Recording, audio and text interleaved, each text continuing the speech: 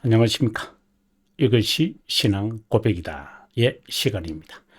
7권의 시리즈 중 세 번째 책 하이델베르크 교리 문답서 제18주일의 주제는 그리스도의 성천, 그리고 오늘은 제47문으로 가서 오늘의 내용을 우리가 한번 살펴보도록 하겠습니다. 47문은 여러분이 가지고 있는 책 406페이지가 되겠습니다. 자, 그러면 여러분 저와 함께 406페이지로 가도록 하죠. 그리스도는 약속한 대로 세상 끝에라도 우리와 함께 하지 않나? 라고 질문을 던집니다. 이에 대한 답변은 그리스도는 참 인간과 참 하나님, 정말 중요할 중보자를 우리에게 떠올립니다. 그리고 두 본성, 우리가 6주일에서 우리에게 설명되어진 내용을 또한 기억나게 합니다. 다시 말해서 인성에 관련하여 그분은 더는 지상에 있지 않지만 자신의 신격, 위엄, 은혜와 영에 관련하여 그분은 우리와 언제나 함께한다. 나중에 이 내용은 이제 성찬에 관한 고백을 우리가 이제 하게 되어질 때 그들의 그 화채설, 이 화채설을 우리가 논박하는 데 있어서 아주 중요한 내용이 여기에 있다고 봅니다. 자, 그러면 계속해서 우리가 보도록 하겠습니다. 제47문은 그리스도의 두 본성과 구속사역에서 그리스도가 중보자 되심에 대한 신앙 고백이고, 제47문, 우리가 시간에서는 위격의 연합에 관한 고백이 등장합니다.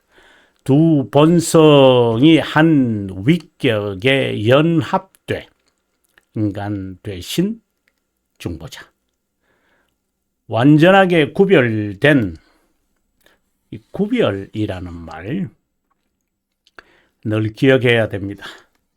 구분이 아니다라고 하는 것에 여러분 정말 이것은 자칫하면 구분이라고 하는 이 말을, 물론 이제 구별이라는 말과 이거는 조금 제가 판서로 좀 설명을 하겠습니다. 구별이라는 말과 구분을 구분하지 못하고 사용할 수는 있습니다. 그러면 어느 정도는 괜찮습니다. 그런데 구별이라는 말과 구분이라는 말을 구분하지 않고 이거 뜻이 서로 다르잖아요.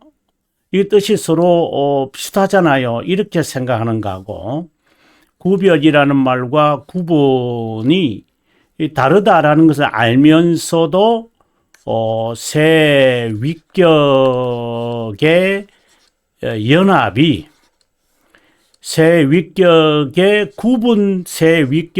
구분된 연합이라는 의미로 이렇게 받아들인다면 이거는 단성론자입니다. 나는 단성론자 아닙니다. 단성론자입니다. 이건 분명히 아셔야 됩니다. 이거 어떻게 그렇게 단성론자라고 단정할 수 있어요? 라고 여러분들이 저에게 질문할 수도 있을 겁니다. 단성론자는 우리가 칼케돈 종교회의에서 잘 밝히고 있습니다. 회의죠. 451년에 두 본성이 서로 혼합, 구분, 그리고 혼동, 변화되지 않는다. 서로 구별될 뿐이다. 구별된다고 하지 않는다면 그건 단성론자입니다. 이미 역사에서 정죄된 자입니다. 뭐 그 본인이 그렇게 인정하든 안 하든 상관없습니다. 단성론자입니다. 빨리 수정하면 됩니다. 자, 계속해서 나옵니다. 불가분에 연결되어 있어, 결합되어 있어, 될 수가 없다. 결합이란 단어보다 연합이란 단어를 선호한다. 신성은 편재해 있어. 이제 나중에 이게 발전되면 화채설로 갑니다. 그래서 우리 속에 있는 로만 가톨릭 즉 아르미니우스주의입니다. 신성은 편재해 있어. 유니크티라고 그러죠. 유니크티 어제도 지난 시간에도 말했습니다. 유니크티. 인성 넘어 있지도 하지만 인성 안에 있기도 하다.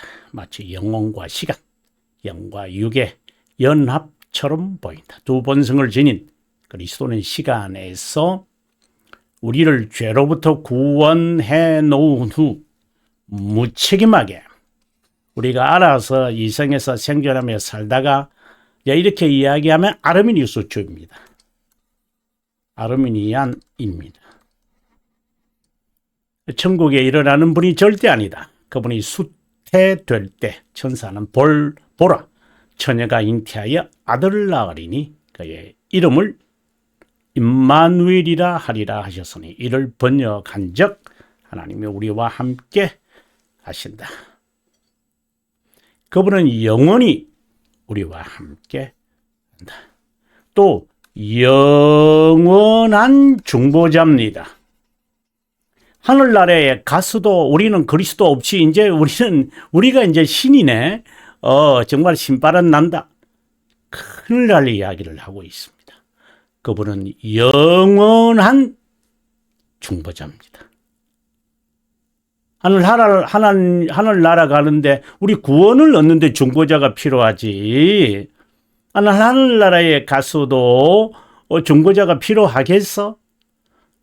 정말 위험한 사람입니다. 이 의미를 영원에서 함께한 분이기에 영원히 함께한다고 봐야지. 시간에서부터 영원히 함께 됐다고 고백하면 안 된다. 이 고백이 진실하다면 개혁신앙인은 하나님의 섭리를 확신한 것이다. 세상 만사와 만물이 저절로 움직이는 것처럼 보이지만 비밀적이고 신비롭게 하나님의 특별한 보호하심을 받는다. 또 그리스도의 편재, 여기 이제 나왔죠. 유니코티, 유비코티. 그래서 우리가 영어로 또 다른 용어로서는 omnipresence가 있다. 이게 여러분에게 말했습니다. presence가 있다. 그리스도의 영화로운 몸이 편만한지 어디든 현존하는지에 관한 것이다. 인간적 면에서 보면 그리스도께서 하늘나라로 승천했기에 지상에 계시지 않는 것으로 이길 수 있다. 루터파와 로만 가톨릭은 성찬식, 앞서도 제가 말씀을 드렸죠. 공존설, 그 다음에 화처설을 각각 주장합니다. 편재하심을 주장하는 편재론자는 그리스도의 몸이 성찬만 아니라 어디든 있다고 주장한다. 루터파 중 요하네스 브랜처를 추정하는 자들은 성찬식 때 그리스도의 실제 임재를 주장하므로 개혁 신앙인의 큰 충돌을 일으켰다.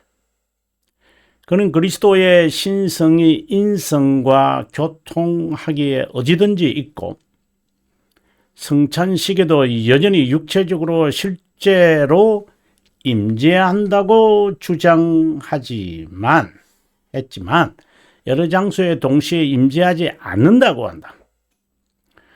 그런데 로마 가톨릭 신학자 요한 에커는 1541년 브롬스 회의에서 편제론, 그리스도의 몸의 실제를 주장하며 그리스도의 몸은 성찬식 때 없다는 견해에 대해 반박하였다. 과연 그리스도는 성찬식 때 육체적으로 실제로 임재할까? 아니다. 루터파 공존설과 로마 가톨릭 화채설은 비성경적이다. 성찬식 때 그리스도의 몸은 실제로 임재하지 않고 영적으로 임한다. 그리스도는 두 본성을 지닌 중보자이시다. 참 인간인 동시에 참 하나님이시다. 그분의 두 본성은 한 위격으로 연합되어 있는데 이것은 위격의 연합이라고 말한다.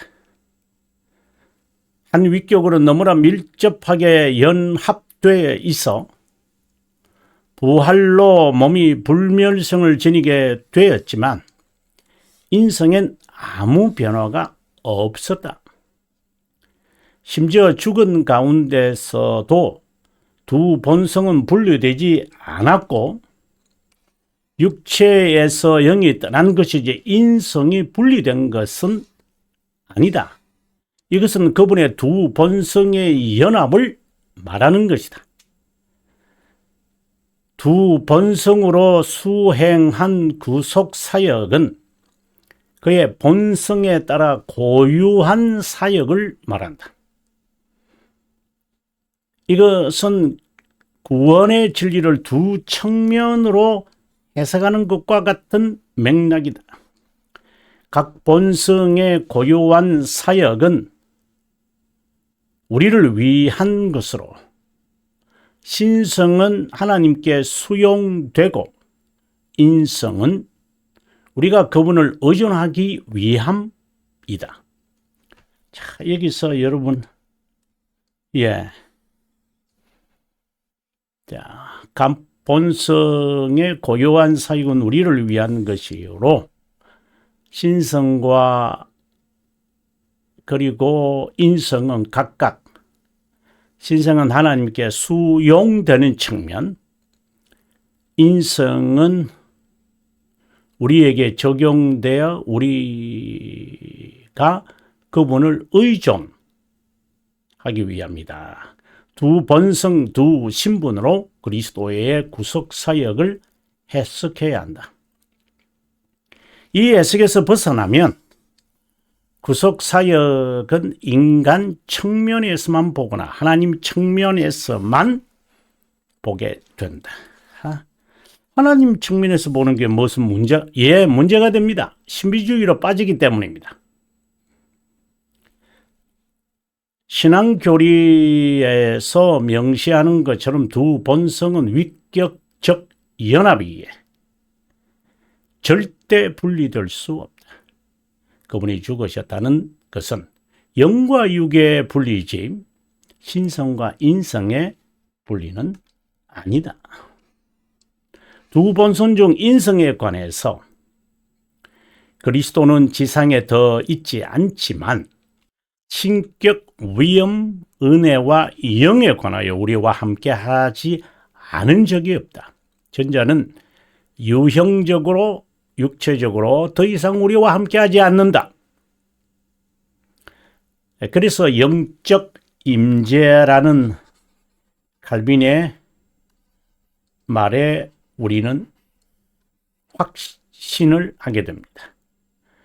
후자는 하나님의 속성에 따라 무한, 불변, 편만, 영원하게 언제나 함께한다. 하나님은 영원에서 신격의 합의로 은혜와 구원의 길에 이르도록 누군가를 선택하고 그들에게만 믿음을 선물로 준다. 어제도 잠깐 언급했습니다만은 믿음이라는 것은 수용이라고 하는 말이잖아요. 그런데 믿음은 하나님의 선물이다 라고 말할 때는 비밀적으로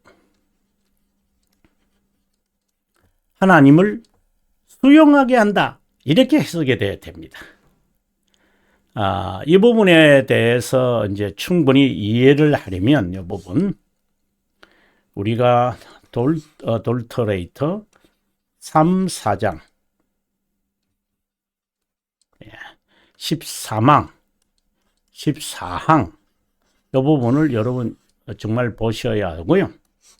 그 다음에 돌터레이터 2장 7장을 보셔야 아마 도움이 되리라고 봅니다.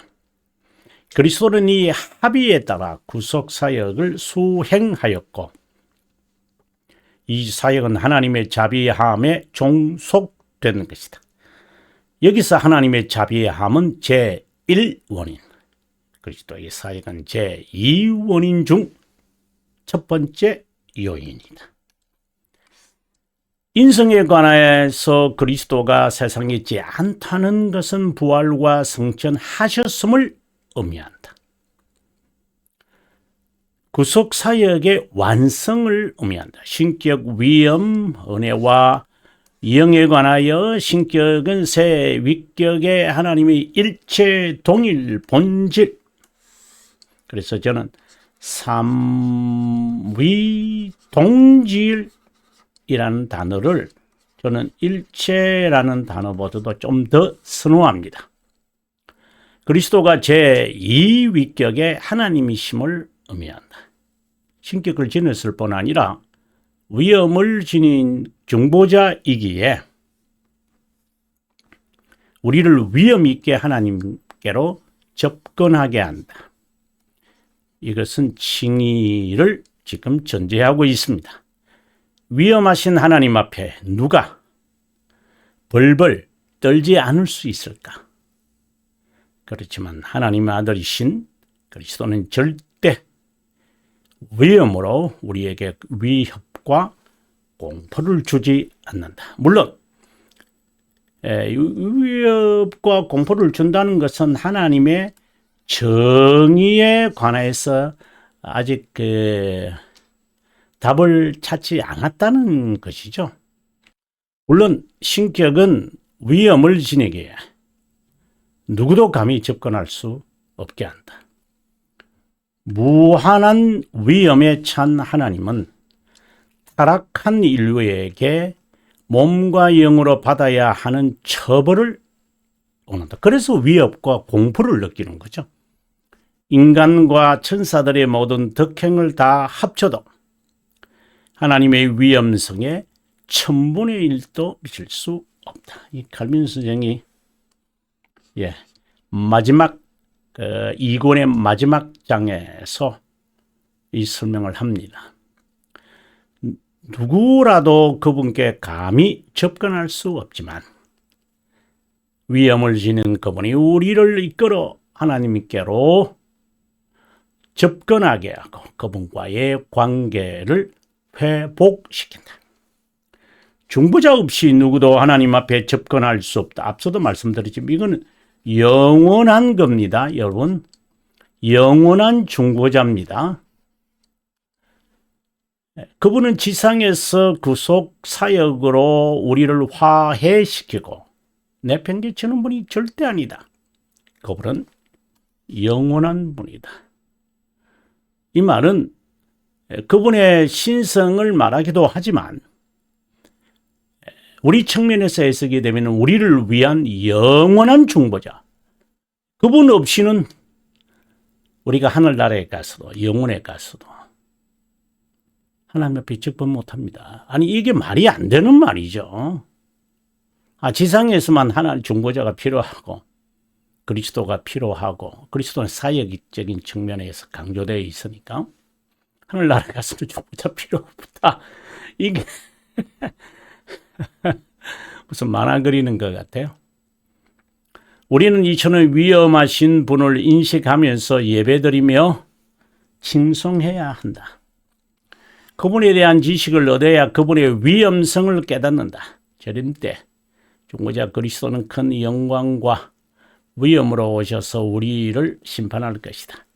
은혜와 영에 관해서도 중보자 그리스도는 우리와 영원히 함께한다. 우리는 영은, 여기서 영은 성령 하나님을 일컫는다. 그리스도는 성령 하나님에 의해 하늘의 은혜를 우리에게 붓는데 성령의 은혜라고 말하기도 한다. 이것은 기도의 과정에서 하나님의 은혜와 성령 하나님을 통해 그분께 간구하도록 도와달라는 문구이다.